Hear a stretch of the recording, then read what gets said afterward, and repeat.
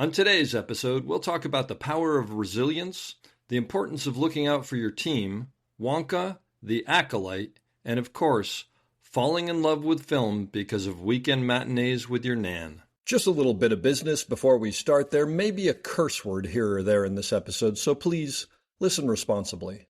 As always, our website, theop.io, is up and chock full of tips, tricks, and gooey operator goodness. Make sure to check out The Breakdown, where the best operators in the biz explain shots they have done, The Musings, where we discuss everything from quick tips to larger concepts of storytelling, the answers, the images, and so much more. This episode is brought to you by the Folex Max. So you want to practice your handheld, Steadicam, or even on the wheels, but you don't have a full-size camera to use? Well, fear not. The Folex Max is here. It allows you to attach your DSLR or other lightweight camera and distribute that weight in a multitude of ways. Now you can practice with a camera cage that feels the same as just about any size professional camera out there. For more information, check out folexmax.com. And as an added bonus to listeners, mention this podcast and you'll receive $100 off on your order. That's FAUXLEXMAX.com. Finally, if you enjoy this podcast, please follow us, write a review, share us with your parents, and talk us up around the water cooler with your friends. So grab a beverage, sit back, and enjoy the op. Thanks for listening. Lock it up, nice and quiet, and let's roll. Away. Victor 30 Echo, take 2. Hey, Mark. And camera set. And action. Hello and welcome back to the Op Podcast, the podcast where we talk about operating and the art of visual storytelling. I'm Dave Comides, your host, and coming to you over the internet because my guest today is in England. Zoe Goodwin is an operator over there who I've sort of digitally met and then actually just recently met in person when I was over there for some teaching and a panel. And she actually has, in a way, sort of appeared on the podcast before because she was involved in the ACO Wonka discussion that I posted a while back that they had, and also in the more recent BSC operators panel that I just posted because she was one of the panelists. She is a great operator, has been around for a while, done a lot of stuff. Some of her credits include The War Between Land and Sea, The Franchise, The Acolyte, Wonka, 374 episodes of Doctors, which is actually just hard to say. So I want to find out more about that. She is also the president of the ACO, the Association of Camera Operators, which is a great organization that supports camera operators and has education and sort of shines a light on what we all do. So really excited to talk to her. And thanks for being here, Zoe. Thank you very much for having me. It's an honor. I've been listening to this podcast for a long time. So, you know. Seriously? I feel very honored. Yeah. For sure. This is great. Well, I mean, I've circled around and tried to get you. And actually, I was trying to do it in person in London, but you, of course, were busy because you're doing stuff with the ACO. Yes, it was a pretty hectic weekend at the BSC Expo. Was it was full on. I took a few days to recover for sure. It was great fun, obviously. But it's 3 days of sort of lots of chat, lots of seeing people you haven't seen in ages, panels, and various things promoting the association. So it was a good weekend, but like I said, I needed to lie down afterwards. I totally understand. It was funny because I haven't been to one of those expos in a long time, and being at the BSC Expo, what I realized, it just made me think of you seeing all these people you haven't seen in a while. I sort of enjoyed the fact that I didn't know a lot of people. So like I could actually go and see stuff and wasn't stopping every 2 minutes to what I would do here to catch up with someone. So in a weird way, I enjoyed the opposite of it. Yeah, you had the freedom. Great. You had the freedom to walk the corridors and see all the exhibition without having to go, oh, hi. Oh, yeah. Yeah, you can't move 2 feet. Exactly. No, yeah. you can't go anywhere. You can't That's go the price anywhere. of being it was good fun. So how'd you get into the business? How'd you get to become an operator? It started, I mean, I'd always had a love of photography, really, from being a kid, and cinema, massively. My nan used to take me to the cinema every Saturday. My dad worked away on the rigs and my mum was a nurse. So my nan was, in charge of me, basically. So on a Saturday morning, we'd go to a double picture showing. We'd do the B movie and then the A movie with maybe an ice cream in between. And she just got me to fall in love with the movies. Wizard of Oz being a particular favourite. But yeah, and then got into photography. Dad had an old stills 35mm Canon stills camera, and loved all that. And I was never that academic, English, maths, all that kind of stuff was not my thing. Art was always my thing. And originally I thought I wanted to be an interior architect or a graphic designer. So I did the school thing, went to art college for a year and did what you call a foundation course, sort of springboards you into being able to do any of those courses at university. And then got to university, realised it was architecture was a lot of maths. And I'd cocked up a little bit. So with the support of my parents, bless them, I changed courses to film and media production with the view of doing photography. And then it just ended up happening that I was the only person that was ever interested in operating a camera for anyone's projects. Oh, wow. And a lecturer of mine saw that in me and put me forward for a trainee role on a British procedural crime thing called The Alan Pascoe, which ran for years, but was shot on 16mm film, and no one else applied for it. So I went off, became this didn't know anything. I mean, literally but specifically nothing. A camera trainee or camera. Camera. Yeah, they took two. They took me and another lad, and the lad went on to the sound department, and I went into cameras. I realised immediately, just getting my breakfast, I knew absolutely nothing. And it was daunting and scary. I was still at uni, so I was 21, because this was during my degree. So I still had a year left. So this was the summer between my sort of second and third year. So before my final year, basically. And I went and I did the prep at Panavision. I was petrified. I didn't know what anything was. I was basically just, sticking sticky labels on stuff and hoping that I could do it. Absolutely. Yeah. I just remember being so scared.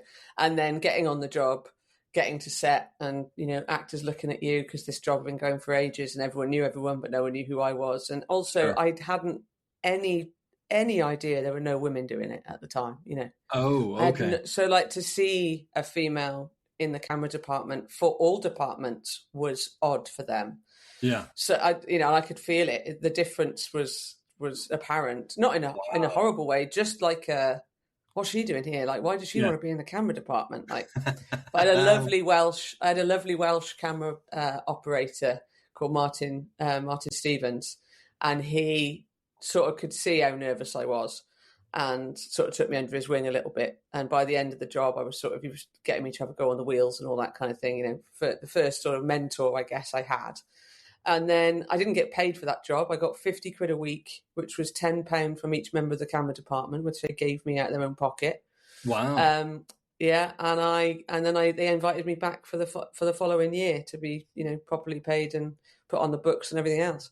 And then I did that by getting my dissertation in super early, so I could go and work. And I was the first one out of our course at uni to go and get a job. And then that led to, what it's like then. You kind of carry on going, and the loading happened. And do you remember some sort of big, do you remember some sort of big learning experience? A moment that you were like, oh my gosh, like this is a huge thing that I've just learned on how to work in the business, or how to, I don't know. Yeah. I think for me, the film aspect of it, the 16mm film aspect of it, I'd come out of university where it was, DV tapes or Digibeta. Never used film. Film as a 35mm stills camera, but never used film to shoot on. So it was, you could tell the pressure. You could, I was learning everyone's roles. I didn't know what a loader did. I didn't know what a focus puller did. I didn't know half of the jobs on set existed. Stand by art director. Props. What's the difference? I don't get it. All of these things I was learning all the time.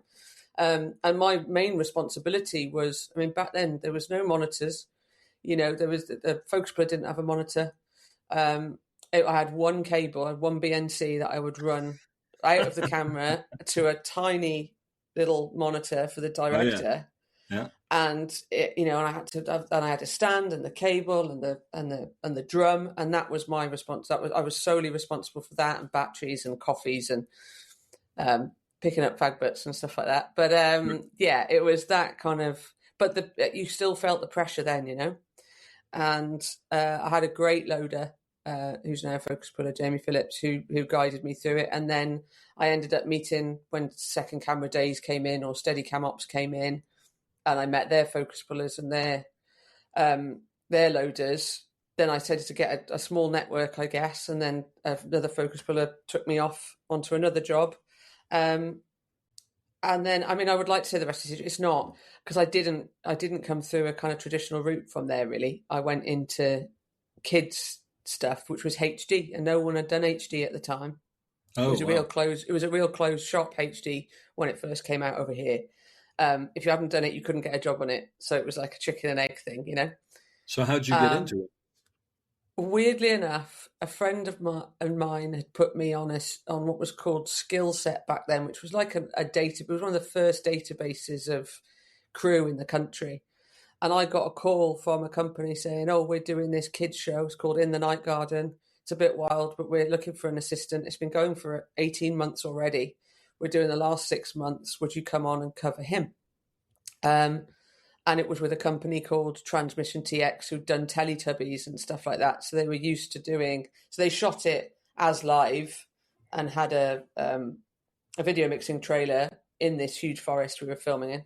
And it was all wild to me in HD when we had these Viper cables, this fiberglass cable. Oh, it was a nightmare, you know, trying to use them in the mud, and you can't kink them because the line has to be straight. And so, but it was a really fun job, and it got me in with this company.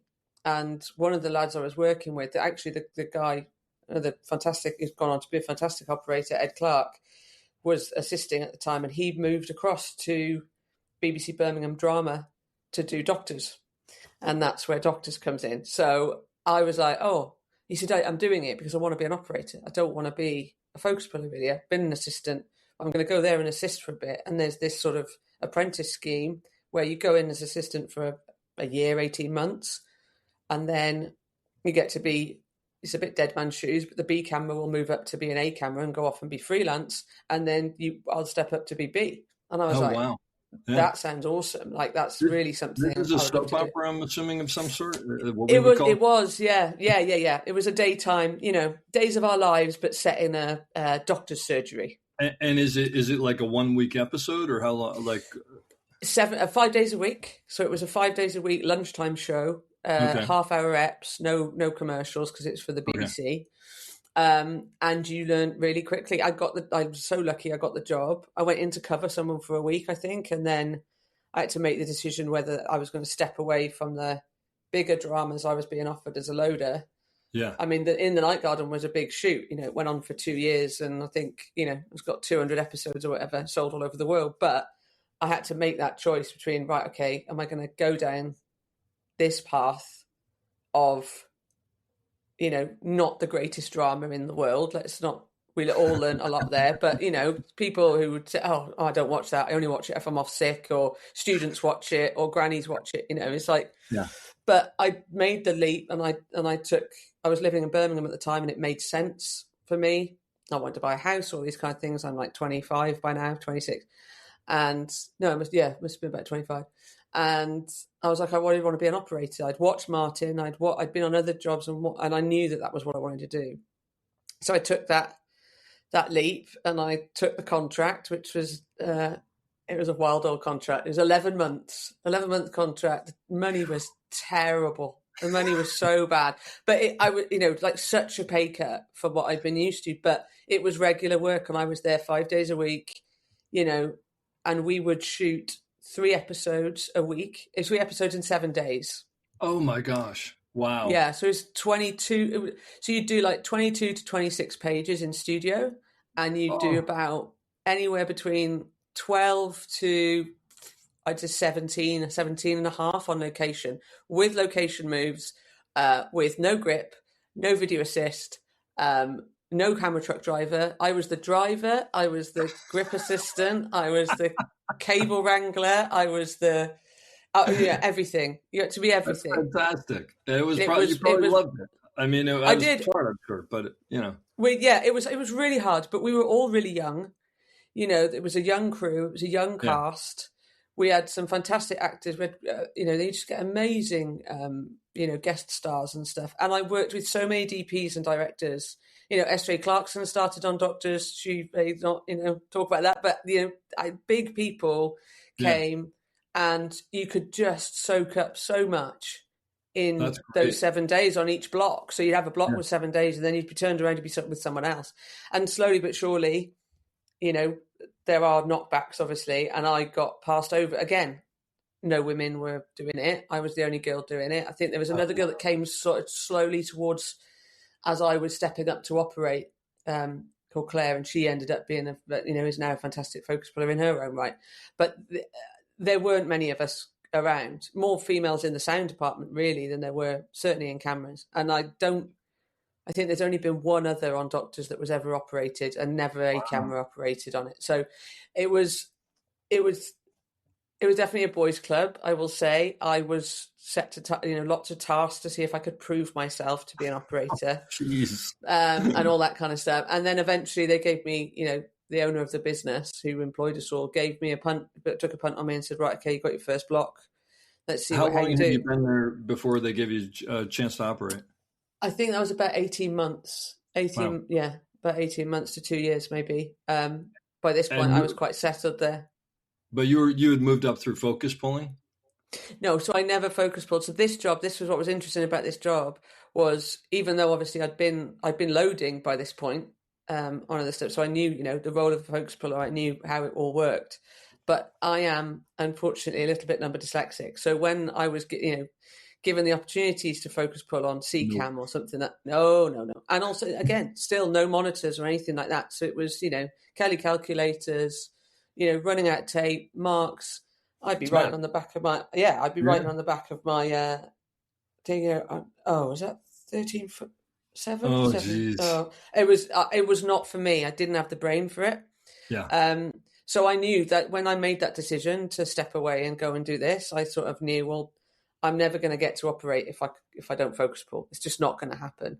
Mm-hmm. So then I dabbled in, while this was happening with Doctors, I was doing a little bit when we were off, I'd do a little bit of sport or stuff like that. I was trying to get my way in other avenues. And then eventually so the 374, is it? I don't even know the full number, but 374 eps or whatever it is. 374, yeah. What's one or two between, Well, a lot of those end up, you see, being B camera staff position episodes, and then topped up then with A camera. So when the boss then and everyone else feels that you're ready to step up, this is how it used to work. Sadly, this show's not around anymore, but you'd be told, right, it's time for you to go freelance. And then you'd get a block a month. So you'd get 3 eps. You'd get 7 days of work, basically. They'd look after you and you'd get this like block a month or block every couple of months. But ultimately, it was fight or flight. You were going out into the real world as an operator now. And hopefully the DOPs and the directors that you'd worked with over the course of this time were now also climbing the ladder in other BBC dramas and children's or whatever. And they'd take you on. And thank God that happened for me. So I ended up doing the sort of continuing drama, kids TV, medical route for a while. But it was great because I was sequentially learning the steps as I went along. So I didn't like jump onto a 75-foot technocrane straight off the back of being self-focusing operator, pushing myself up and down a slider, doing, and doing crash zooms to get all the dialogue in on cues because we could only do 2 takes of a 5-page scene. You can't do that kind of shooting. You can't do episodes that fast if you don't. But that all that stuff kind of, it's a baseball analogy, but there's this thing of like how you warm up with 2 bats, and so that when you go up and you just have 1 bat, it's easier. It's almost like if you can do that, it's a great way to that's what everyone that came out of Doctors, I would say, from every department, whether it be costume, editing, writing. This is what breaks my heart about these shows, and I will always champion the underdog of telly in this country, is because that's where you learn. It's where you get to fail. You get to fail in safety almost. Yeah. And that to me is so incredibly important. We don't have that now. So we have, a situation where it's, that fight or flight I had to do stepping up to, go off and do other dramas. I was sort of cocooned a bit and looked after. I had amazing mentors all the way through. I had a guy at Doctors that used to stay with me, Andy Payne, God rest his soul, he's no longer with us, but he was a phenomenal DP and operator and would sit with me at lunchtime and roll an orange off a table into a bin and get me to whip pan, and just so I was Wow. getting the feel of operating, and right now go from that phone, go right, whip up to the clock, come back down. Right now, as you're doing that, you're gonna change your shot as you come down. So I'd be zooming in, so I'd be like, right, I'm there, and then down, and I'd have to be a tighter shot by the time I landed. He was Oh, giving me that's so things great. to do all the time, and then the same. Then luckily, when I stepped through to your Casualties and Holbys and stuff, I had someone like Jamie Harcourt who, if the scene when I would do B camera on those jobs then, you see, because I was still finding my feet. So, but if he felt that it was a scene that was I could be comfortable with, to go through the blocking with the director and shoot it and design the shots and whatever, he'd step onto B and be there for me as a mentor, so if I could ask a question, and so that's why I'm quite passionate about Sure. mentoring and training and upskilling within our own department, and also within operators themselves, because the levels in this country are so vastly different. Kids TV might be all handheld, never been on a dolly in your life. You could do Oh, kids TV for 3 years and never sit on a dolly, because it might wow. all be handheld. Yeah. So incrementally, I was very lucky, and I stepped through the ranks and ended up then getting to do dance floor dolly work, or a jib would come out, or a hot head would come out, and you'd like have a little go on the wheels or with a joystick or something if the show could afford it. Yeah. And then that, I suppose that's where I would say the rest is history. You end up working with people that take you onto other stuff. I mean, every operator you've interviewed has probably said Sure. the same or similar thing. Yeah, so at a certain point, you're just out there getting the next job. But what an amazing experience, and I love the fact. Actually, God, I may try to do this myself. I love the fact that the A camera operator would go, let me jump on B on this, and you come up to A, and I'll be right here, and you work the blocking out. I think that's fantastic. I mean, it depends. It has to be the right DP and the right director, of course, right? Because, yeah, absolutely. And those shows as well were predominantly, you would have sort of, if I was a stalwart B camera or stalwart A camera on that job, so were the directors and DPs. Do you know what I mean? They would do the rounds of the same shoot. So a lot of them, you sort of knew how they worked. You knew them, and it would never be a supremely complicated ER style scene. We did try and replicate. We did try and replicate a lot of your work. I'm not going to lie to you, Dave. But we would. It was about offering stuff and gaining confidence in being able to have those conversations with DPs and directors, which you're on C camera on a job, you can be on a C camera on a feature and to come in as a daily and don't get to speak to the director at all, or any of the actors or whatever, and you're sort of there in a perfunctory, that's the right word, role, which is great, but you don't necessarily, you could be doing that for years. And you don't necessarily get to see what is the upfront of what we do as A camera operators, and what we talked about in that panel. The 20% is the operating, and the rest of it is navigating everything else. So I just feel very lucky that I had the ability to take my career forward in small chunks. And I worry sometimes that younger people want it so quick. There's a lot to be said for, we talk about the craft of operating and stuff, and to become a master of your craft is hours doing it. It's not because you've done 2 years of it. How many hours have you actually sat on a camera working out shots and framing? And, that to me is the rush. Is you don't need to rush anything. I think you learn. I completely agree. I think, the amount of time that you're talking about is weirdly enough to me, it's you need to be in that seat for long enough to have failed enough to know how not to fail. And one of the people that I learned a tremendous amount from was a director named Christopher Chulak on ER, and he told me once, watch people fail and take note of that, because when people succeed, it's often not apparent until after the fact. But when they fail, you're watching the cart go down the hill and over the cliff, and you can see it and go, okay, I'm never going to do that. And I thought that was so valuable. It's a kind of a weird thing to be sitting and watching people fail, but it happens to all of us. But I think personally, you learn more from failing than you do from success, because success is a little nebulous, right? Like you don't always know why or whatever, but you usually know why you failed. Yeah, no, absolutely. And and with, like I say, failing in a safe space, it's still failing. You still Yeah. feel like crap afterwards, and you've cocked up that shot, or, I mean, God, I remember, doing a stunt, like not even a stunt. It was someone running past you, and I had to do a whip pan or whatever, and I was thrown onto a camera that didn't have a focus puller at the time. I said, "Oh, it's fine, I can focus pull it." And we did so self focus it, because it was like a thrown in third camera. We'd had a locked off one down the thing, and anyway, not the done thing, but still it happened at the time. And I didn't turn over because I was so used to, by this point, to my focus puller turning over. So this stunt as how, and they run, and I'm like, oh, oops. And then you get the screaming and the shouting and all the rest of it. And luckily the actress was really sweet and was like, I don't mind doing it again. It's fine. We'll just do it again. And I was like, oh God, I want the world to swallow me up. But even now as an operator, I'm down the viewfinder, or if I'm on the monitor, I always look for that red light or anything that says, that indicates that you're recording, because for me, or you're turning over, because for me, it's not just everyone else's job. There can be miscues on the buttons on a Preston or high five or whatever all the time.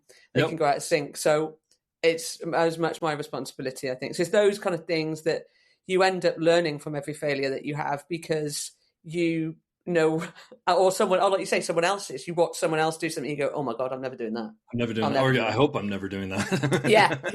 Or if I'm doing that, I'm doing something wrong. I did that. Yeah, you do it and go, "Oh no." I should say, just in case anybody didn't catch it, turning over, which we don't really say anymore, and I don't actually know why we used to say it, but was turning the camera on. I don't know what it. Actually, now that I think about it, I don't know what it came from, but I haven't heard that term in a while, because I don't know. Yeah, we use over here a lot to turn over. Turn over call by the first AC. Yeah. We used to with film sometimes, not always, but it was weird. And I think back now, on digital, if you turn the camera, if you turn it over, you don't hear anything, nothing changes. There's just a red light. But with film, you could feel it and hear it and whatever. And yet there were times when, like, were we rolling? Did we get that? Yeah. And you couldn't play it back. So we get that. You didn't. It was terrible. And I don't know how it could happen, but it did happen occasionally. It was the worst. So let me ask you a question, because you brought that up specifically. How do you mentally not let that just spiral and destroy you? Of, oh, I can't. I'm terrible. I shouldn't be here. I can't do this. I mean, I know you're in a situation, like you said, where you're protected, and you know that. But still, how do you? Is there a mental thing that you do where you go, I have to push this out? Yeah, I think someone asked me this actually the other day. They still, how, after listening to our panel, and they contacted me and said, like, how do you stop the doubt creeping in, or if you do fail at something, how do you move forward with it? I kind of think, and I've spoken to this with friends of mine outside the industry and inside the industry, and I think a lot of it is, there's a lot to be said about resilience.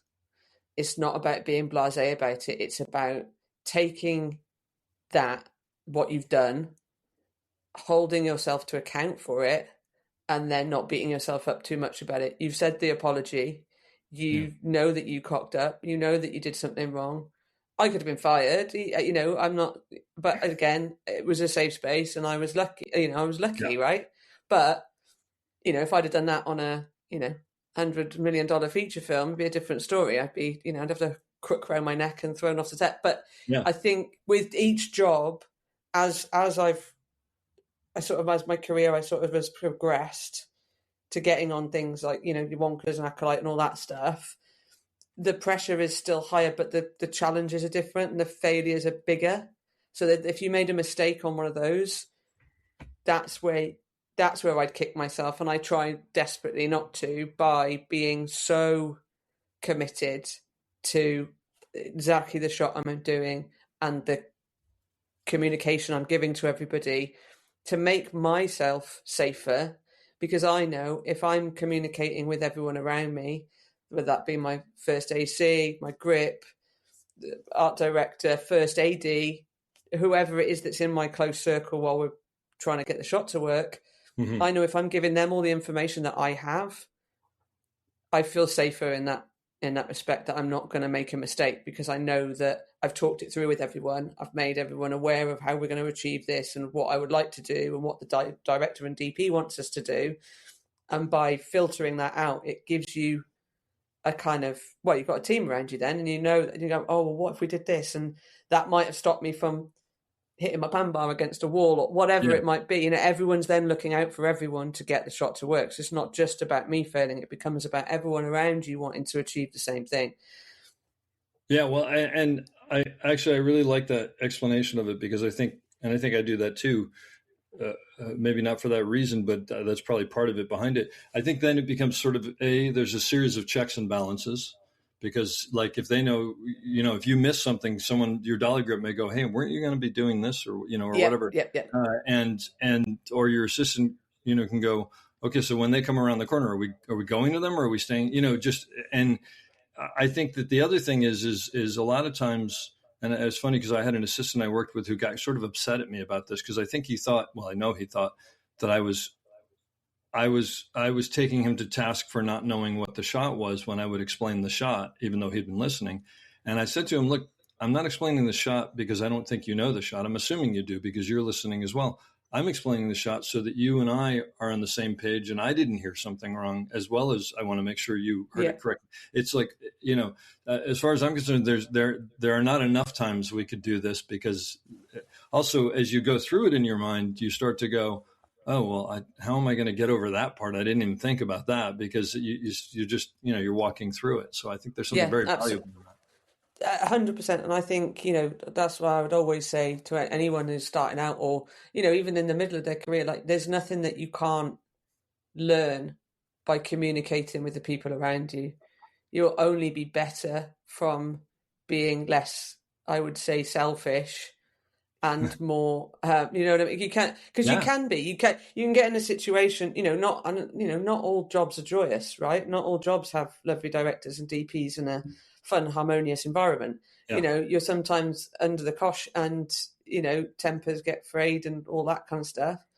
And you do end up sometimes putting your blinkers on and going, I just got to get this shot. I've just got to do this. You know, and you cut yourself off, and it never works as well. No, it never ever works as well, because the pressure that you're under. You know, I don't know if you allow swearing on this podcast, but there used to be something that there used to be, you know, that whole phrase of shit flows downwards, and I hated it, because I was like, well, why is the trainee taking all the flack? Because the director and the DP are being, you know, horrible to the camera crew or whoever or whatever. And I just think it's wrong. And I'd rather take the flack from the higher ups and not filter it down, and just try and keep that buoyant mood on set with, you know, there's a time obviously for hard work, and there's a time for having a laugh and having a good crack and all that kind of thing. But, you know, if you can keep people, it sounds like I'm trying to say it's not manipulation, but it's keeping people in your sort of mindset of doesn't have to be screamy, shouty all the time. You get better work from people if you are, you know, almost obliging and understanding of the job that they're doing and what they're trying to do. They've got their own pressures. First AC's got their own pressures. They've got kit coming in tomorrow that no one can be on the truck to go and check in because we're busy over here. And all of this stuff's going on. Phones are constantly going now from production and stuff, and yet they're still trying to nail the shot. We're all trying to nail the shot and get them. So I think the more conversations that happen when they can, it takes the pressure off everyone, and hopefully the shit doesn't slow downwards. But should be going upwards. Should be going up the hill. Well, I wish it would like bounce back off you and go back up. Yeah, exactly. But no, I think that there's also something about.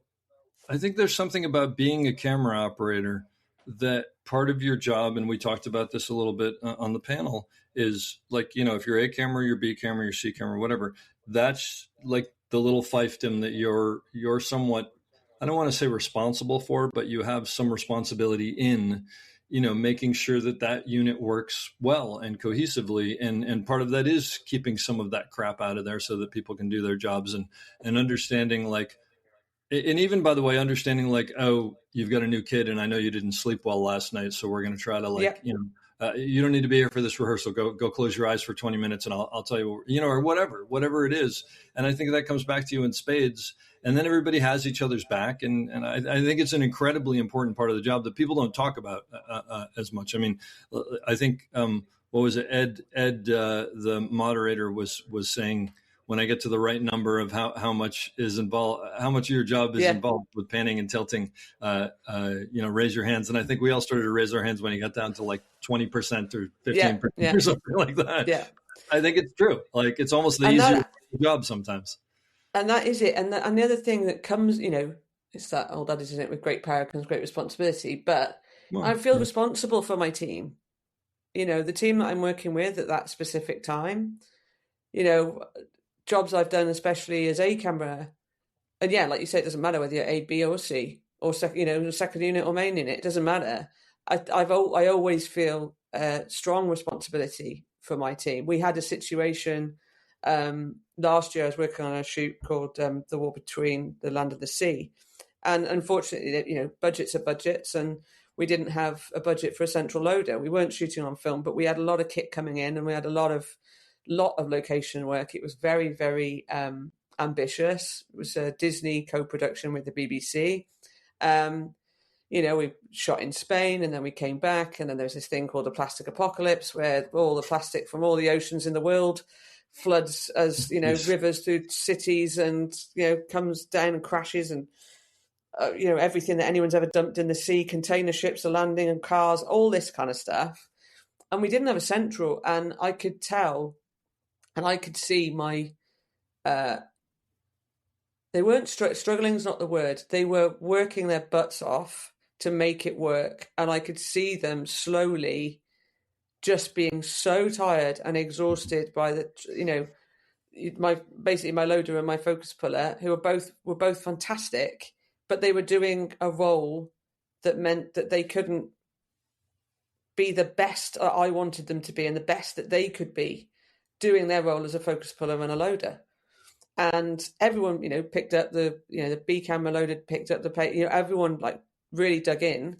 But I just went to production, I went to the DP and just said, who I work with a lot, Dale McCready, she's amazing, another fantastic mentor of mine. And she was like, okay, I'll go to production.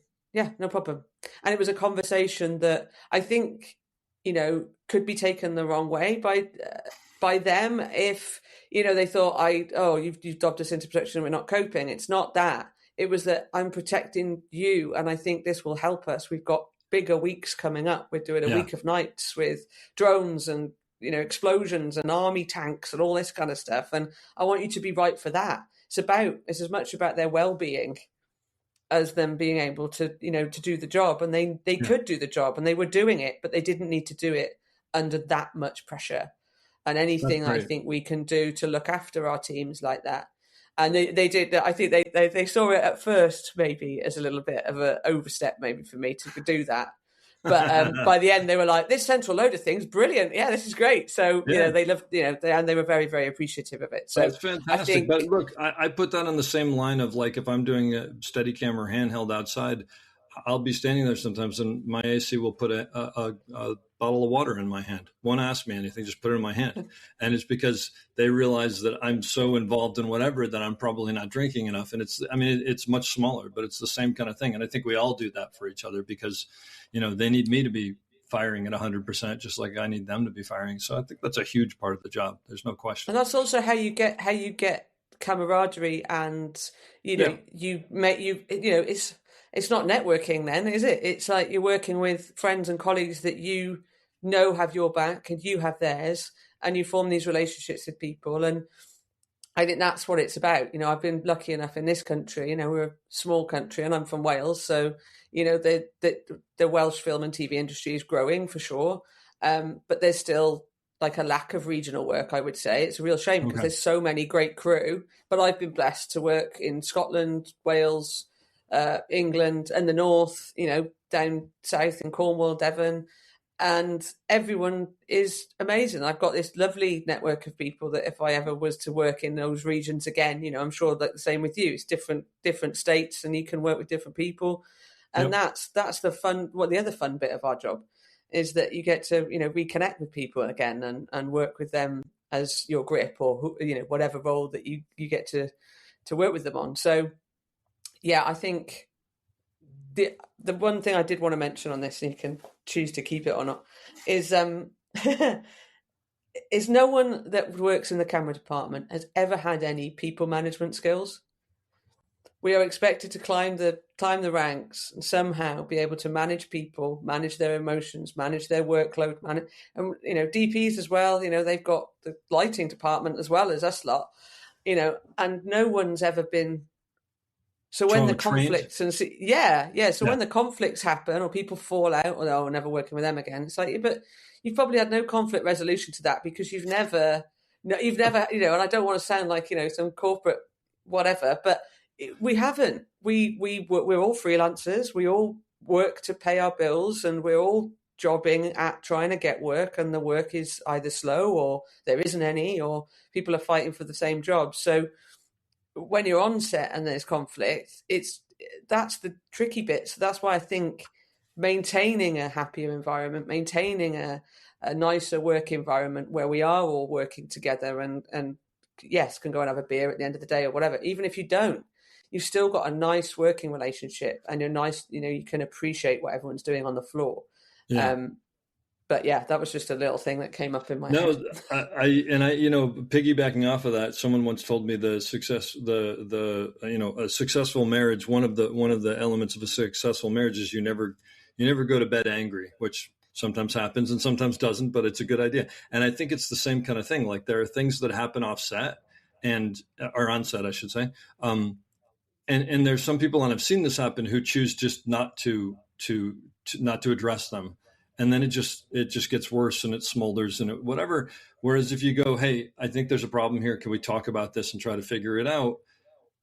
That doesn't always work, because sometimes that person is not emotionally, charged enough to be able to deal with that. And they say, no, everything's fine. I don't know what you're talking about. Or you go, yeah, there is a problem. Let's go figure it out. And then you figure it out and you move forward. So I think that's a huge part of the job. And it's actually, personally speaking, that's my least favorite part of the job, is when you have to actually confront a problem before it becomes a bigger problem.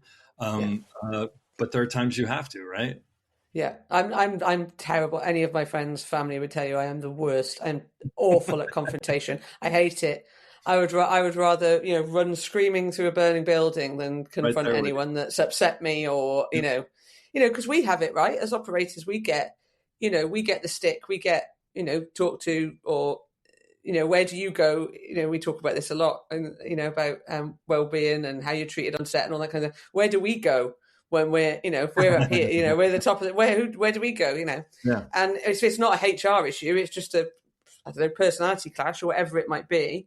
I find it incredibly difficult. I just sort of go. But you're right. But nobody trains you in that. Nobody explains it to you. It's just there, and it has to happen, and it's gonna happen whether you want it or not. And it is one of those things that if you don't want to deal, I hate to say it this way, but if you don't want to have to deal with conflict, you should not move up the ladder.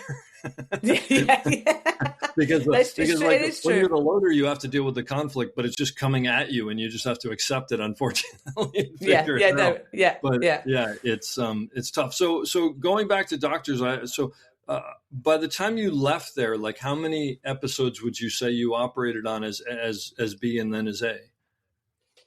I would probably say, hundreds. I would have said I would say under my belt by that point, when I stepped up, I'd probably been one of the longest B cameras, because I'd sort of been passed over for reasons I'm not going to say is gender related, but may well have been. It made me stronger, so it's fine. But I think I probably did about 200 eps, maybe, or 180 eps or something as B cam, because I was there all year round. So I was doing we do seven episodes a week. Yeah. Is that right?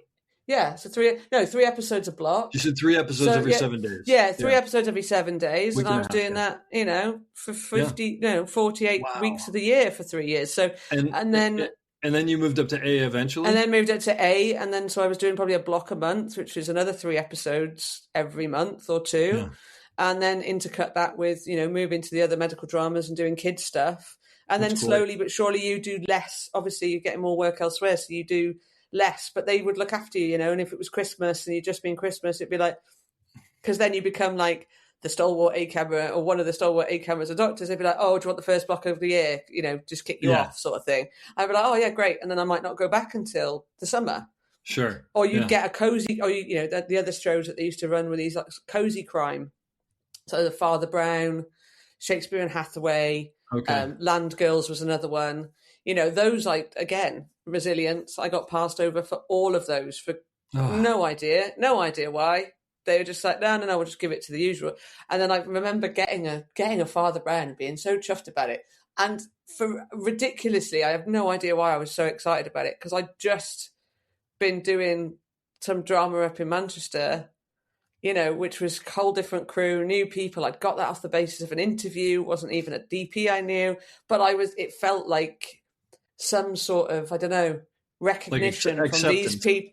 Yeah, acceptance from this like BBC Birmingham drama. That even though it's nothing. Yeah. It didn't mean anything really. But I think because of how hard I had to fight there, I've tried.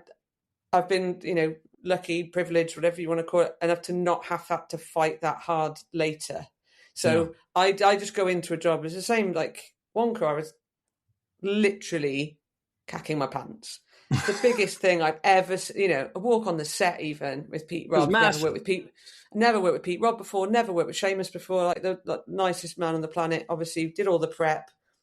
Walking onto the sets was something else. I mean, by that point, I'd done The Witcher and I'd seen big sets and stuff, but not on this scale. And Wonka seems like it's on a different level than what most people have ever seen. I mean, like when you just hear about the trained squirrels, that alone, it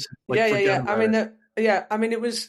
The entire backlot of Warner Brothers was this set. If you were to walk from what was St. Paul's Cathedral, supposedly, all the way through to, if you've seen the movie where they fly and they eat the chocolates, and it's based on a very famous sort of chocolate shop in, I can't remember where now.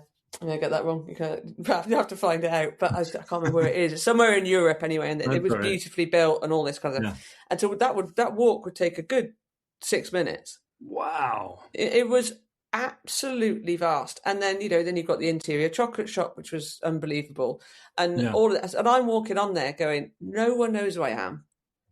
I'm this, unknown operator that's been given this chance by, I adore them both, Seamus and Pete, and they gave me that shot, and I was like, right, okay, I'm going to have to prove myself. I felt like I had to prove myself to the grips. I felt like I had to prove myself to my own first AC, the other first AC, the first AD, everyone, including, and the director and everyone else, just because no one knew who I was. They were like, why isn't so-and-so doing B camera? Why is it her? Where's she come Pete from? Robertson was the A camera operator, right? Yeah. And yeah. Were you on B or were you on C? Yeah, I was on B. Yeah, I was on B. And there were 3 cameras almost all the time, right? Or it seemed like a so lot. we had it was mainly me and Pete all the time, and then we had second unit, which was Pete Batten. That's what I'm thinking. So he was there at the Wonka. And I know that was a lot of it, a lot of work. And he had 2 cameras with him as well, and various others come in and do dailies and stuff. But yeah, it was mainly me and Pete. This is a great question, because I don't get to talk to someone like this often. You've spent years proving yourself as a camera operator, proving yourself to yourself at least, and obviously the group of people that you've worked with, whatever. But you know the job, right? You've come out of doctors, you're an A camera operator, you can do that job. You're going in as a B camera operator on this. It's a much bigger show, obviously, but you can land frames, you can do the work, but you're suddenly thrown into this huge world that is so much bigger than anything. By the way, that's so much bigger than what most people have ever done, let alone that you've done.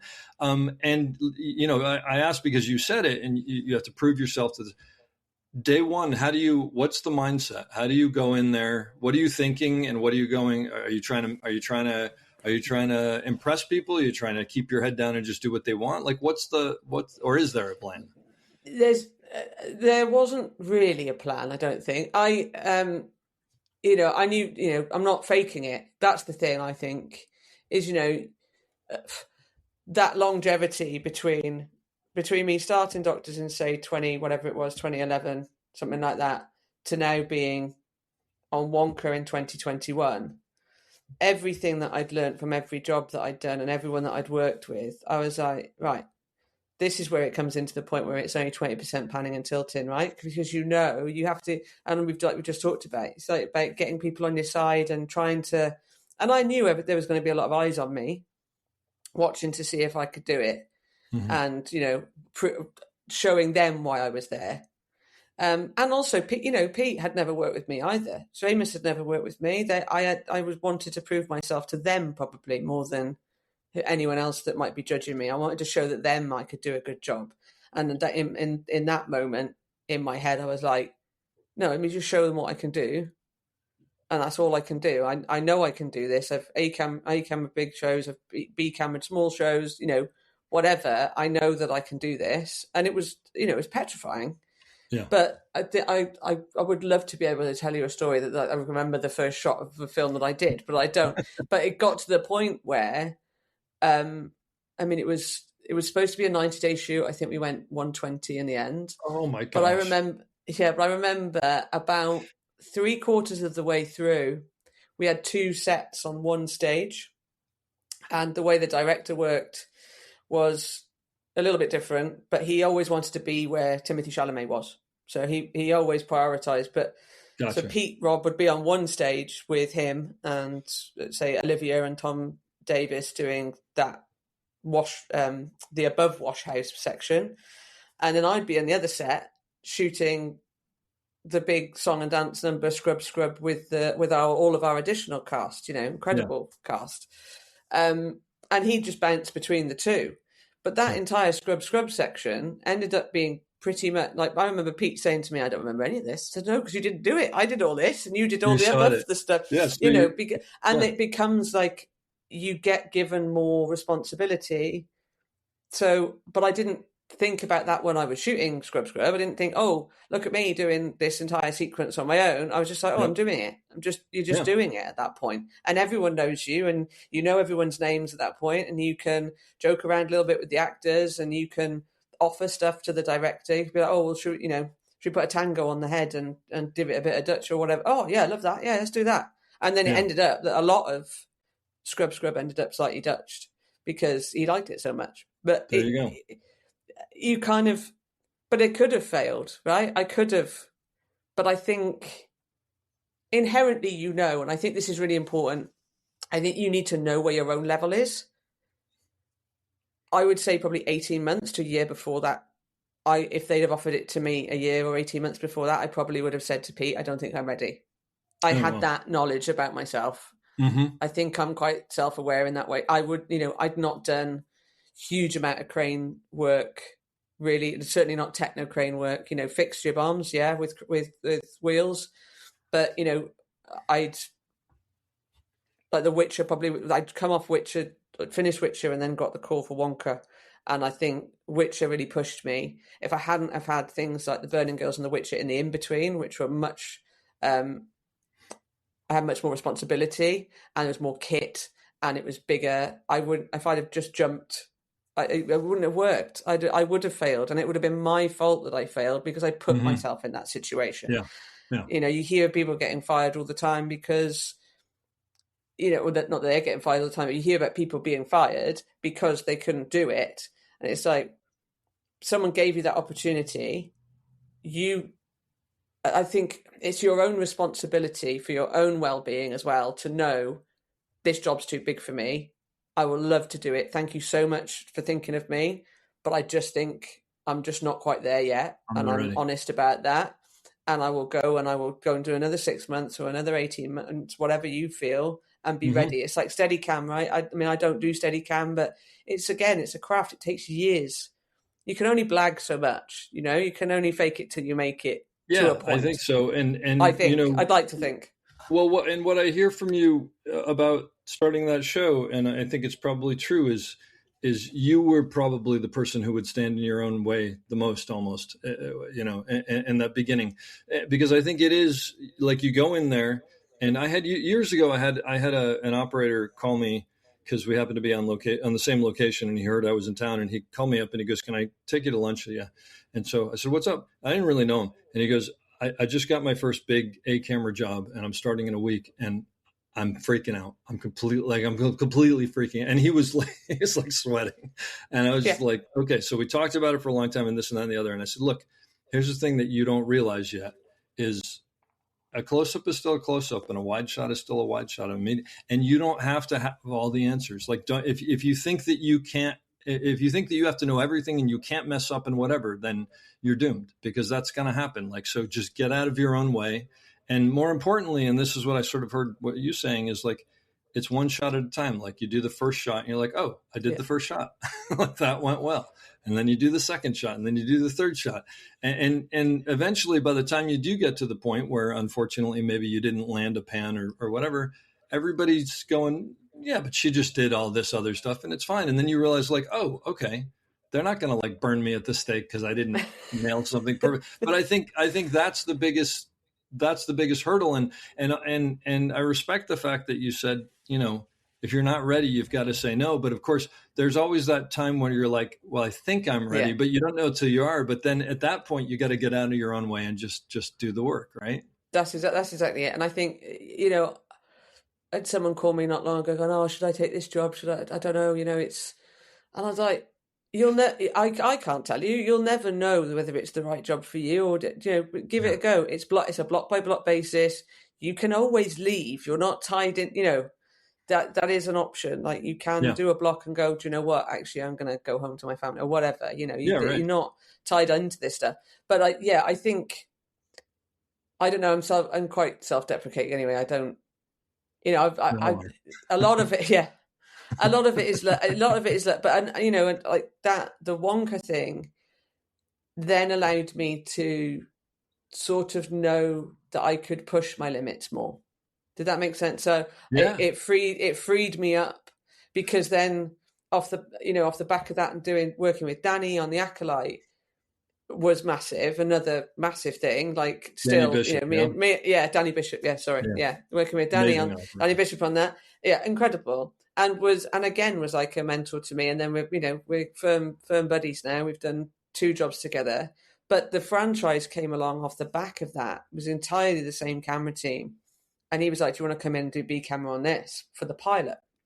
And I love the franchise. It's, you know, it was the British version of the studio, let's call it that. I sadly didn't get a second season, but it was great. It was about, you know, the first AD and the crew behind a slightly crappy, you know, Marvel movie that awesome. No one really wanted to be on, but, you know, it was being made anyway. It was like one of the crap ones of the franchise. So anyway, we did the whole first episode. Sam Mendes directed it, and he wanted it to be this big one-er. So that there was this opening sequence, pre-titles, was going to be this huge one, which Danny absolutely nailed. They rehearsed it, blah, blah, blah. Pilot went out, got commissioned. Danny can't do the shoot. Danny can't A-camera the shoot, so turns around and says, so I'm going to put you in for it. It's the same DP. I think it'll be great. Sam's not directing, got loads of different directors, but do you want to do it? And I was like, absolutely. I love this show. I want to do it. This is like, because it was next level of preparation, shot design. We used a lot of Ronin on fixed rigs or grips, passing lots of magnets onto cranes, keeping everything flowing all the time. And it was a fun show, and the cast were amazing. It was a comedy. It was brilliant, and I really wanted that. Like I fought really hard to get it, and it worked out, and I adored it. And then that how many episodes did you do? That was, let me think. So we had the pilot, and then I think 6, 8 episodes in total. Yeah, 6 episodes. So I did 5, and I did 5 as A, and Danny did the pilot as. And then I got to bring on my friend who also started at Doctors as my assistant back in the day, who's now a fantastic Steadicam operator, James Anderson, also ACO, and he came on board as B camera Steadicam, because I knew I could. I can't do Steadicam, right? That's fine. It's not a failing. It's just a fact. But I can do the Ronin work, and I've done lots of wearable Ronin stuff. But Steadicam looks very different, and it's the right tool for certain jobs. Yeah. And so I sort of pitched to the American DP, James, And it was a really lovely feeling for me to be able to sort of spread that love a bit to someone. Danny done it for me. Pete had done it for me, and to bring James through, knowing how good he was, but knowing he wouldn't necessarily get a shot in this world. Just it made, and I know I can, because we did so many episodes of Doctors together, and cozy crime and stuff. I know I can shoot him a look across the room when they're talking about blocking and coverage, and he knows exactly what I'm thinking and where to be and what to go and do. And Danny and I have that, and I think me and Pete have that, and those relationships are key to it, and then make you feel safer in an environment that you might feel uncomfortable in. So even if he felt uncomfortable being on the franchise, he knew he had me and I was going to have his back. So we were all good, and that's what I love about it, is that you can try and you can pay back a little bit to people that want the same thing as you, or respect and appreciate the same things you do. That's fantastic. That's so great. Is the franchise out, or did it? Yeah, come the franchise was out in, when did we shoot that? God, I might have to look at the dates for me. That was 2 years ago, maybe 3 years ago. It came out. It was an HBO show, so we had the run. It was good fun because we had the run of Warner Brothers Studios pretty much. So we were doing shots, on the golf carts. Yeah. We did a whole sequence where we go from one stage to the other, and show them the big franchise movie that's being made, which is the one that they don't have the budget for. That I think the description of the scene was, it's like the Jurassic Park of techno cranes. So as we come in with our, as our POV of our cast, you're seeing this huge, incredible set. And we had, we weren't allowed 2 techno cranes, but I could get them in as a prop. It was so weird. So I was like, so all of those conversations, because then there was an embedded camera department within the shoot, because I had to have a team that could do it. You couldn't have SAs wanging around a 45-foot techno crane, and also we were using the shots that they were doing. Live on the monitors that the director and the first AD were all watching. So I'm cueing my team and them to go, okay, 3, 2, 1, okay, go Tecto. And then it was Tecto was the fake movie. So I'm going, okay, 3, 2, 1, action Tecto team, and then the crane would shoot out, and then we'd start our move by coming. It was great. Such good fun, and it really, that kind of balls in the air sort of thinking, spinning lots of plates. I loved it. I absolutely, it was such a great job. I was gutted when they didn't get recommissioned. Was there anything in jumping up to A, having started as B on that show, on the pilot, and jumping to A for the run of the show, if you want to call it, for the episodes, I guess. Was there anything that surprised you that was harder, that you didn't expect it to be, or easier than that you were worried about? Like, was there, or was it just how you thought it would be? No, it was definitely, it was a huge learning curve for me in terms of prep, and in terms of, I had a phenomenal DP, Carl Hersey, who came over with the show and the production, because it was a predominantly HBO show, but it was like, had Armando Iannucci behind it, and obviously Sam Mendes was an exec producer on it. Mm-hmm. But so that the pressure felt a lot, and designing those shots. But Carl's prep was incredible. He'd been in rehearsals, they'd been with the director, and he had all these little, I remember getting all these prep photos and everything, and he'd used the set build designs, the little cardboard scale models, and made like little people and put them all in, and had where the cameras were going to be, and this was with it, and then when I got to play with it on the floor, phenomenal loader Emin would be running around with all of these marks, because they would all move as a gang, and then so we did a lot of shots that were groups that someone would come into, and it would become these sort of tableau group shots. And I just remember it like, oh, that's exactly the same as his little cardboard cutouts were. You could look at, you could go do them side by side, and that was communication, and that was because he'd just leave it to me at that point. It was like, he'd done that prep. He was like, we know where they want to be. We know how we're going to get them from A to B, what they do in that environment. They could play with it. And there was a bit of ad-libbing going on and stuff like that with a lot of Armando's work there is. So you had to be on the fly with the camera sometimes, but a lot of it, all had come from the pre-production and the prep that Carl had before I was onboarded. So then I felt it like it's your duty as an operator to be, and knowledge is power. So to glean as much information as you can, to go to the art department, to go to, the production designer and get all of the maps of every set, what leads to where, how is that person leaving that scene and getting into this scene, speak to the script supervisor, direction of travel. You'd want to know all that before you turn up in the morning, all that kind of stuff. And that's where you grow your craft, is because you're learning.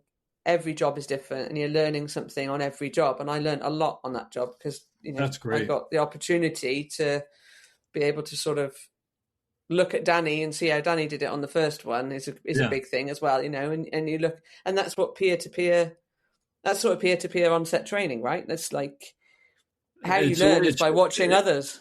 It's the way that it should be. That it doesn't always work that way, unfortunately. But look, just being I'd like to be a B camera operator for Danny Bishop and Pete Robertson. Just being able to watch them work. And I only met Pete recently when I think you introduced us, so I could have him on the show, which his podcast just came out today. Just amazing, like an amazing amount of knowledge. It's just to be able to sit and watch those guys. So because you have been B camera operator on some really, really big things, thoughts that you can pass on to other people who are B camera operators because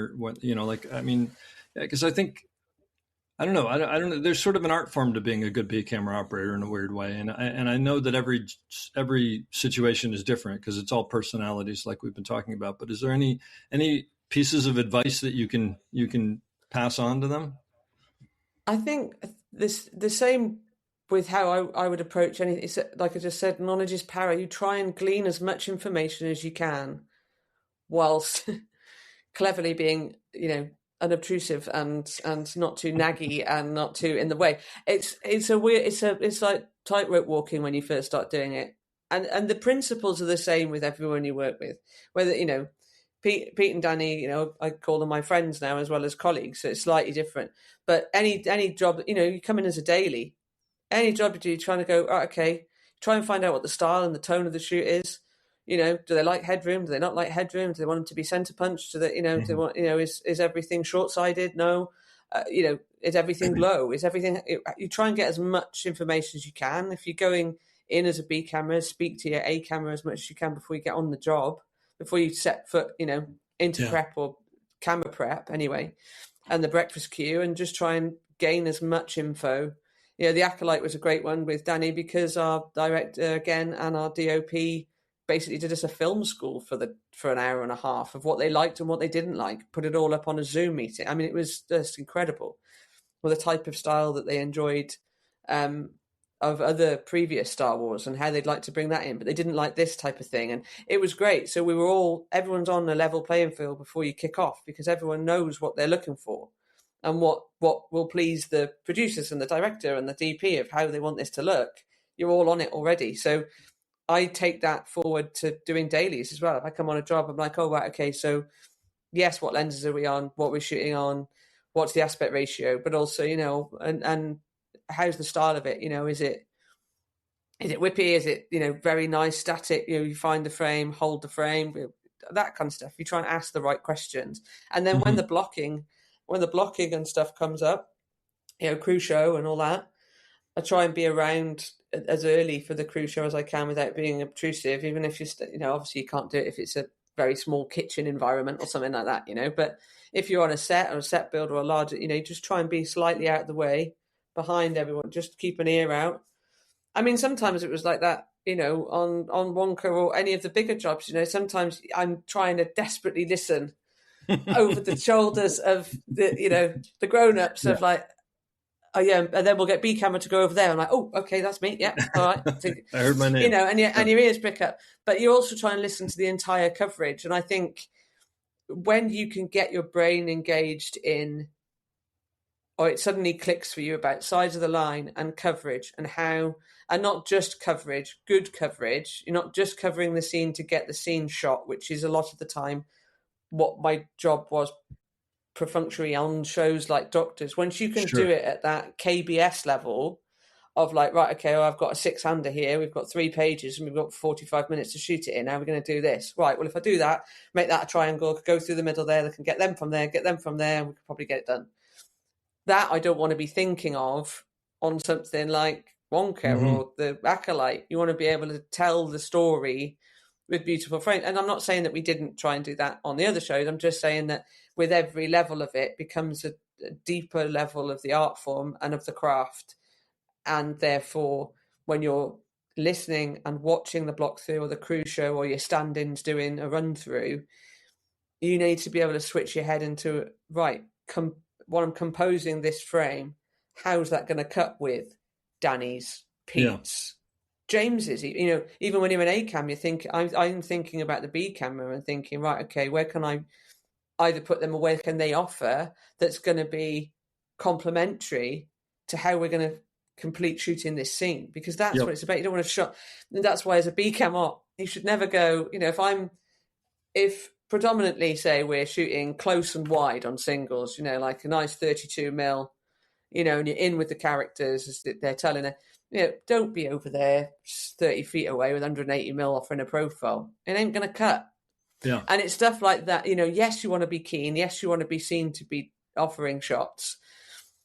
But there are certain situations, you know, the last job, I don't know how much I can talk about it. You spoke to Pete Robb. I think you've interviewed him, but I don't know whether he mentioned it. But the last job that I've just come off with Pete again, there was a whole 3 days, 4 days, maybe more.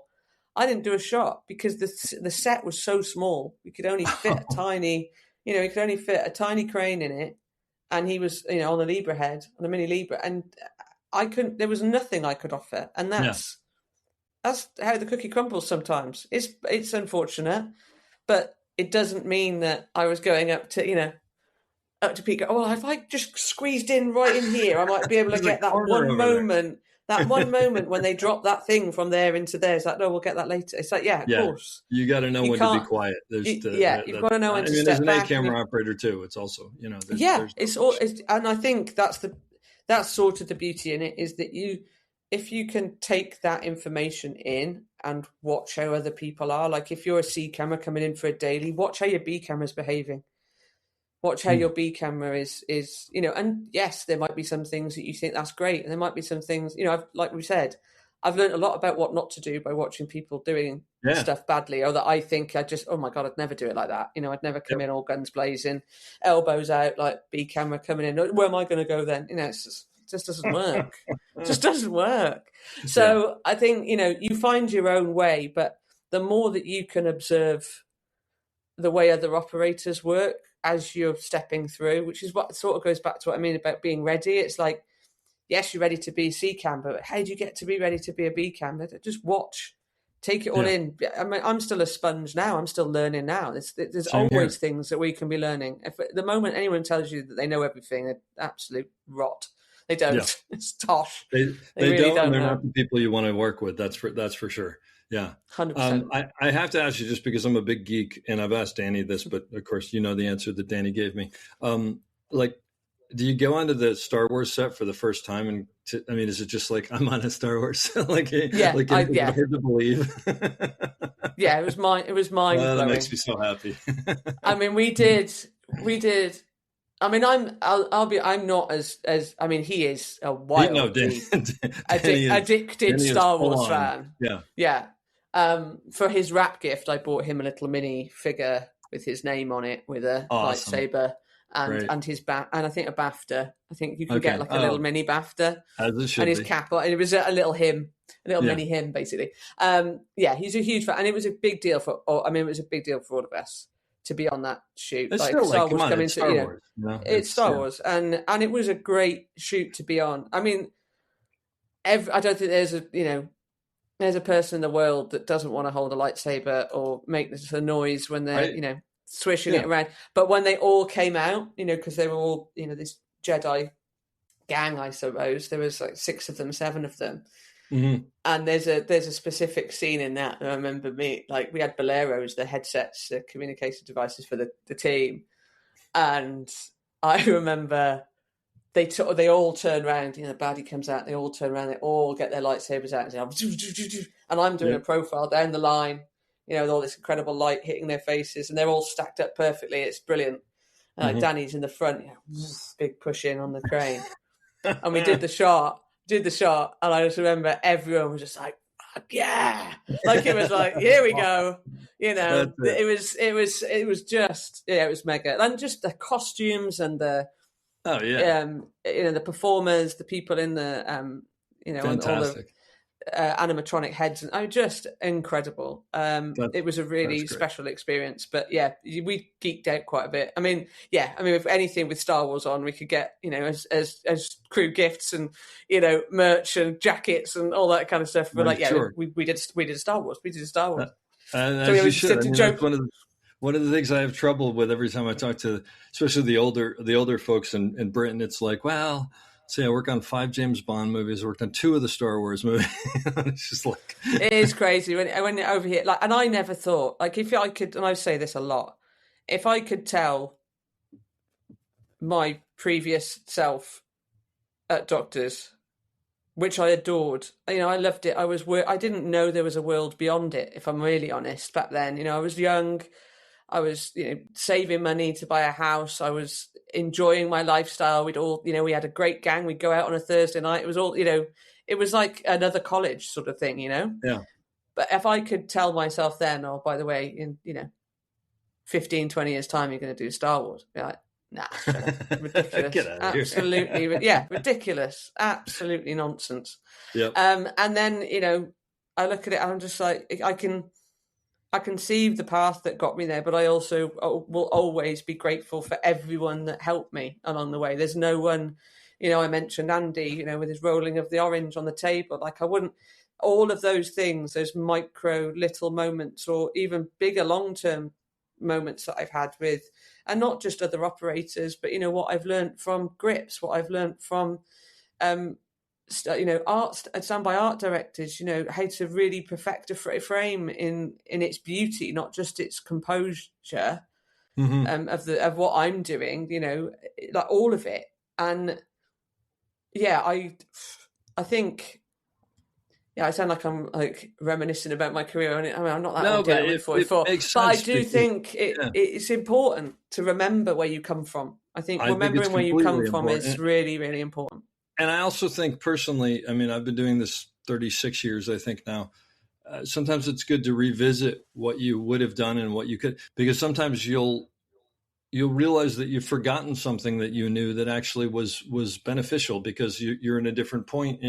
And I think you're just constantly evolving. I know personally, you already said it. It's like, if I'm not learning something on set, and sometimes it's what not to do. More often it's what not to do than what to do, or it's just reinforcing what not to do. But occasionally you learn something new, and it just, that's what makes it, enjoyable.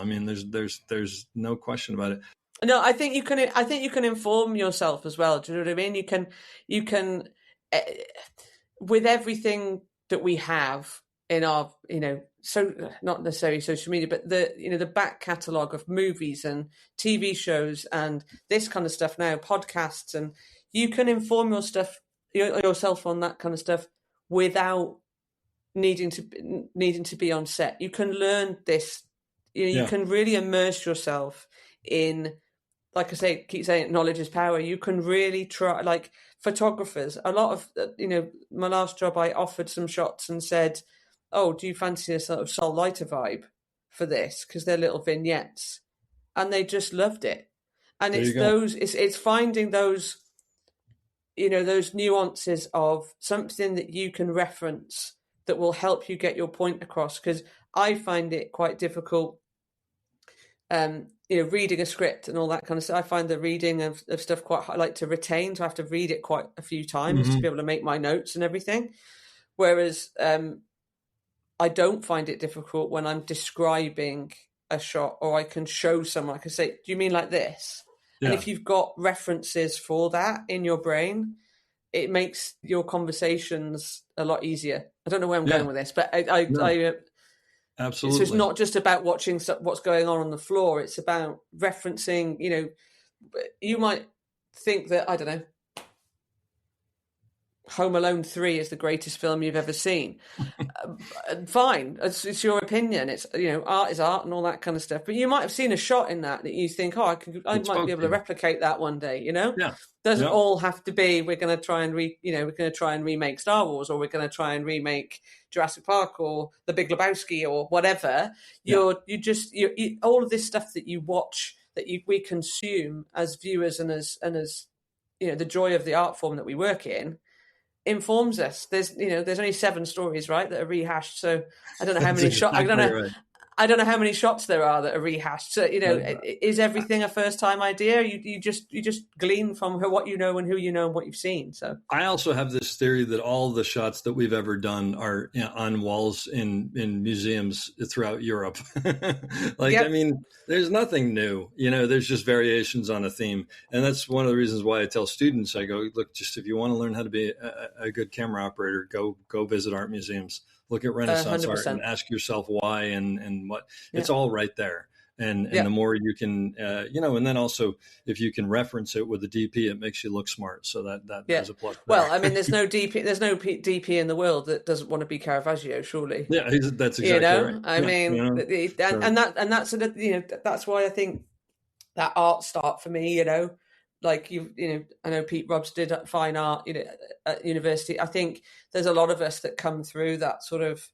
We weren't academic. We went to we went to art school. We liked art, and then got into films and foreign films and silent film and everything else, and then just went down a rabbit hole, and here we are. And sometimes it works out for people, and I want it to work out for more people as well. I think it is. I'm not saying it should be accessible, but it definitely shouldn't be gate kept. Mm-hmm. There's the pathways that we have to get into the industry. We are bottom heavy, I would say. Loads of trainees want to come through, and I get it. It's an industry that people love and want to join. But we also have to look after our ones that have been in the industry for many years that also want to climb up the ladder. Yeah. Are you finding that we're at a point where are women being offered the same jobs as men? Are they being offered more often than not because it's swung the other direction? Is it? I mean, clearly it's better than when you first started out. Oh my God, yeah. I mean, I didn't meet a woman. I didn't meet a woman in the industry for the first 3-4 years that I worked. And I think she came in as a focus puller for a couple of days. I just didn't see women in the camera department for years and years. It's interesting you asked me this on International Women's Day, which it is today. I'm sorry. Yeah. No, it's good. It's good because as a prime example, I can use the ACO as a sort of resemblance of this, or sort of resemblance isn't the word, but a reflection of this. When I joined, I was one of 2. There was me and Lucy Bristow, and Lucy Bristow is the, she's still my role model. And how many years ago was that? Oh God, now you're asking. I think I joined in about 2017 to the ACO. And Jamie Harcourt, who was my mentor on Casualty and Holby and stuff, that gave me those, days of or shots or scenes of a camera, nominated. And I was like, I didn't know anything about it. I didn't know what it was. I didn't know who all these. Who Pete Robertson, Pete Cavatucci, Sean Sepp. I didn't know who any of these people were. No idea. Didn't know Mitch Dubbin. Didn't know. I was just doing my little thing, operating and telly. And I was like, all right, I'm only the second woman. That's a bit weird. Okay, cool. Got in and all that. And then slowly but surely, like now we have, what I say, 2017, maybe 2017, 18. I know we've got 10 full female members, which is massive. And we've got, I'd have to find out the numbers of associate females, but the amount of friends coming through and women that are being employed in these roles, of those 10 women that are full members, at least half are Steadicam operators. Oh, wow. And they're all working or have been working in the last, year and busy, and they've all come through different routes. Some of them, were loading and then, desperately wanted to do Steadicam, so bought a Steadicam, but they've worked their butts off. And there's still definitely an element that we have to work a little bit harder than everyone else to get the breaks. Mm-hmm. But the same thing happens when the first day you're on set. Doesn't matter what gender you are, you can either do it or you can't. That's a great. Yeah. And if you prove that you can, then it doesn't matter whether you're, what gender you are, or how you present yourself, or whether you've got kids or not, or it doesn't matter. None of that matters. Can you do the job? Do people like working with you? Are you going to work with them again? And are they fun to be around? As half the battle, I would also like to say. But I think there's a long way to go. I remember my agent said to me, Sarah Putt, she's now head of BAFTA, but she said this was a few years ago, that we're only halfway. We're like a base camp of Everest of where the representation needs to go, and not just with women, with minority ethnic groups, with people from low income backgrounds, all of that kind of stuff. That equity and inclusion has a long way to go, and then it trips up on itself because it goes too far one way sometimes, and then there's a backlash, and then we have to reset the backlash, and then so it's a constant.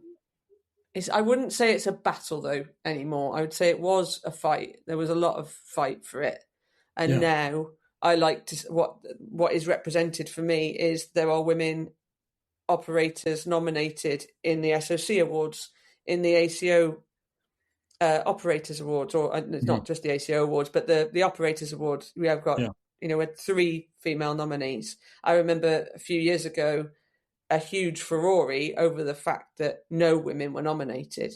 Yet that wasn't because no women were nominated. That was because no women had the work didn't. We're doing the work. They were doing the work, but it didn't cut the mustard for the awards. So it was either outside the. I couldn't put in that year. My work was outside the dates, or it hadn't been broadcast yet, or whatever reason. But because of the fury over it, everyone got upset because there's no women nominated. This is like we're going backwards. I was like, no, but there are rules to it. And then cut to we've had women nominated every year since, and it is changing, and there is more. Obviously, I'd love to see a female A-camera operator nominated. We're still in the echelons of a lot of B operating on features and stuff like that, and still on high-end telly. But that's my not just me. It's not me I want nominated, but another female would be great.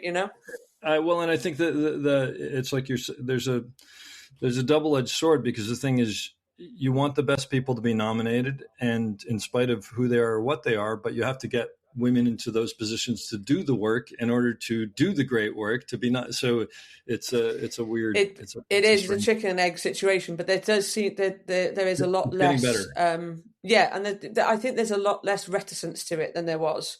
Yes. And that kind of whether that be from DP, there's a lot more female DPs around, still nowhere near as many as men, obviously, but the challenge comes. I always find the challenge comes if I'm looking at a cast, right, on set, and they've done this big, and it's representative of society. The cast is where they come from, their ethnicity, whatever it might be, and it's a chosen thing or whatever it is. It's representative of that show. And then I look around the crew, and I'm like, not as much. We're failing here a little bit, guys. It's that's a good way to look at it.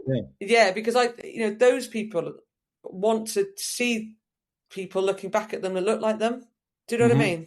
Mm-hmm. And the see it, be it thing is a huge thing. And yes, they might be an actor, but if they're a person of colour and there's no person of colour behind the camera in any department, I can't imagine how othering that might feel. And I can only go by the otherness that I used to feel as only a woman, but I didn't know that it was otherness at the time because there wasn't any other women to have to talk to. It's only in retrospect that you realize it. I get it. So I get it. I think, we've got a long way to go, but I from a personal level, I'm proud of the association, how far we've come, and there are more women coming through the ranks for sure.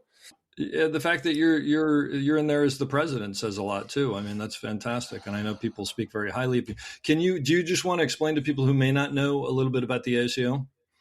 Yeah, sure. The Association of Camera Operators was set up in the UK. We celebrated our 15-year anniversary last year, so 2010, I believe, by 6 of our founder members who were sort of a bit disgruntled about I don't know, the treatment of camera operators on set, the way, and wanted to protect the craft and show people. There was a quite a big swing happening, I think, at the time, of more DPs operating themselves and less use of the operator. And so they, sort of went to the pub and one day and sort of came up with this idea. And obviously the SOC had been around, and why don't we have one here in the UK? And therein lies where it all started, really. And I thank those founder members a lot for how probably the foresight of doing it, actually. So with that said, then they've formed a board and had conversations about how we can push the craft forward and protect ourselves and have some voice within the industry.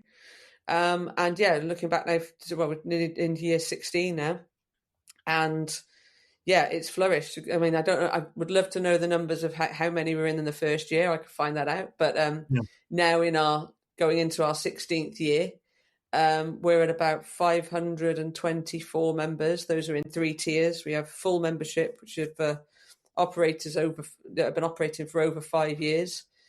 So more established operators. And then you have associates, which are our younger operators coming through the ranks that have done 2 years or more, and that's probably their full source of income. They've either stepped up from being a focus puller or they've come in another way, with obviously the idea that in 3 years' time they hopefully be still operating enough and had enough work under their belt to become a full member. And then we've got a friends membership, which is for sort of anyone working in the industry, really. I mean, we have a lot of trainees and loaders and focus pullers that like our events and our magazine and that kind of stuff. But we've also got DITs, grips, other DPs, just to be part of the community, really, and to feed into and sort of engage with us in that kind of way. But we take our membership very seriously. We try and listen to our members. We do, like I said, we've mentioned the magazine, but we try and do training. We did last year. We did 17 training courses. Wow, that's amazing. Yeah, it's crazy. It is crazy from a volunteer organisation. It's pretty impressive. That's incredible. And because I know Danny was just teaching a masterclass that I was like, God, I would love to come sit in on that. Danny's just run a masterclass for us, and there are a lot of people that want to give back. They want to, whether they decide to mentor people on their own or they want to channel that come into the ACO. So we do introduction to Steadicam course, handheld. A few years ago, I ran a soft skills and communication course, which was exactly what we've been talking about. I got some, and that was aimed at the female members of the association, just to show, because that's where they're going to go in, right? You're going to go in as C and B camera. What happens at the front end when you step up, and how do you communicate with your team, and how do you find out what the next shot's going to be, that kind of stuff. And then we've had demos. Pete Robb did the ZG, a ZG demonstration, which was fascinating off the back of M for Mussolini, which obviously he used ZG for a lot of. And we try and get as many different levels of engagement. So there are some that, introduction to handheld or something is great for friends, that stepping up to operating or want to just get a feel of a camera on their shoulder, but too scared to do it. And all of our trainers are our members. So we have fantastic patrons, and their support enables us to do these, all of our events, because, running the BSE Expo to our summer drinks or Christmas drinks that happen around the country now, because we've grown. We've got a northern sort of quarter, and which encompasses Scotland and all. We've got friends and members in Newcastle and Manchester and Leeds and Liverpool, all the way through the Midlands, and then now we're branching. We've got a lot more members in Wales, Northern Ireland, Southern Ireland. It's so we're spreading the word, really, and that's my thing. I like engagement. I like the community. And the ability that we can not gatekeep the craft, but preserve it in a way that means that by upskilling our membership, we're sort of keeping that craft alive. And who wouldn't want it? You're right. Who wouldn't want to go and sit and listen to Danny talking for, Exactly. If that, you're investing, if they're investing in their own future by doing this. Like you go and do a steady, it's like you go and pay X amount of thousands of pounds doing a Steadicam course because you're investing in the fact that your technique and your craft will get better and you're learning a new skill, but also that you're adding value to what you can charge as a rate, because you are now got this string to your bow. And so all of these things, we want to be able to protect standards for operating, but also we want to be able to create healthy working environments and awareness of health and safety and well-being and mental health and all those kind of things. And with a community like the ACO, we've got a WhatsApp group. It's buzzing all the time. I have to turn the notifications off, because once the chat thread starts, it's like bam, bam, bam, bam, bam, and it could be, support for, I've just, this bit of kit's just packed up on me, or my back. We had one the other day. My Ronin batteries aren't charging, and I don't know why. It's like, no, that's your charging. It's gone. Go and get another charger. Ain't going to work. You may as well bin it. Blah blah blah. So it can be nerdy stuff. It can someone accidentally put a photo of their cat on once, and then everyone just hopped on the bandwagon and just put photos of their animals on. That went on for about 2 days. But it's lovely, and like to see them all, to see the members that I think I can place most of them now. At events like the BSC Expo, we upped our stand this year. That's probably, we made a much bigger stand. So the first time you came and, saw us, I don't know if you've been before. Have you been? No, that was the first year. No. So we used to be tucked away in the back corner by the food court bit. And it was great. And everyone, we still get the same footfall probably, but it was so small that we couldn't really showcase ourselves in a way that now we've grown so much, and after the anniversary, and we put a bit more budget in it and made it bigger, and it worked really well. I think our engagement as well, in terms of more people wanting to be members. Yourself, I think, is hopefully going to become a member soon, and and lots of other and younger operators wanting to, or people in the camera department wanting to join as friends and be part of that community. And that's why I enjoy doing it. Fantastic. Well, Zoe, this was really a blast for me. It was great to sit down and talk with you. I haven't spoken with you this much in the past, I think. We've just been passing it's been great. In the night. I'm going to leave you with the question that I leave everybody, although ironically, I think you've been doing this the whole time, so I don't know if there's something new you can add to it. But advice you would give to someone starting in the business on how to succeed, and or something that maybe you learned along the way that you wish you knew a little sooner on how to succeed? Oh, I think for me, I can only talk about my personal experience. So for me, resilience was a big thing. You don't, you get the knocks.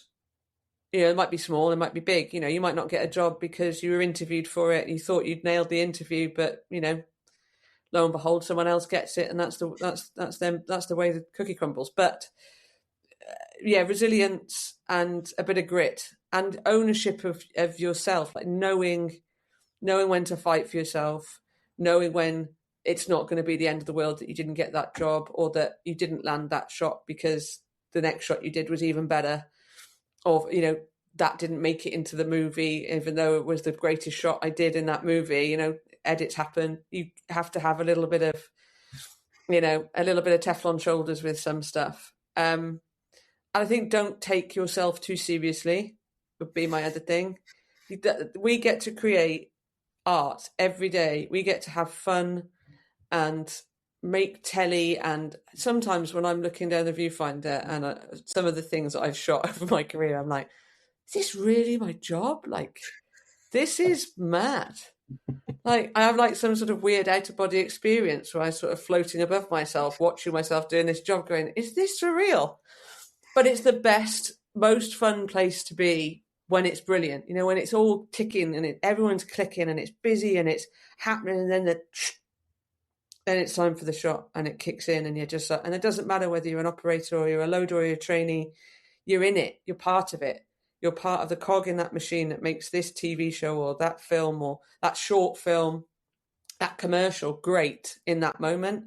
And I think if you can keep thinking, I remember when I did that and that was great fun, and I remember when I did, and you try and take that. and I learned that on this job. What am I going to learn on the next job? So I think, don't take things too seriously. Have a bit of resilience and some grit, and don't take things too personally either, would be mine. And just keep going. Be a sponge. Learn as much as you can. Ask the stupid questions, because no question is a stupid question. Never, never. I've asked some what I think are ridiculous questions over my career, and I'm still here, and I know more because of them. So, and good luck to anyone that's doing it, because you when you get there, you're going to love it. I love it every day I'm on set. It's a privilege. I hope you enjoyed that as much as I did. We'll be back soon with another great episode. Don't forget to check us out on theop.io for all sorts of information on operating and storytelling. So thanks for listening, and have a great day.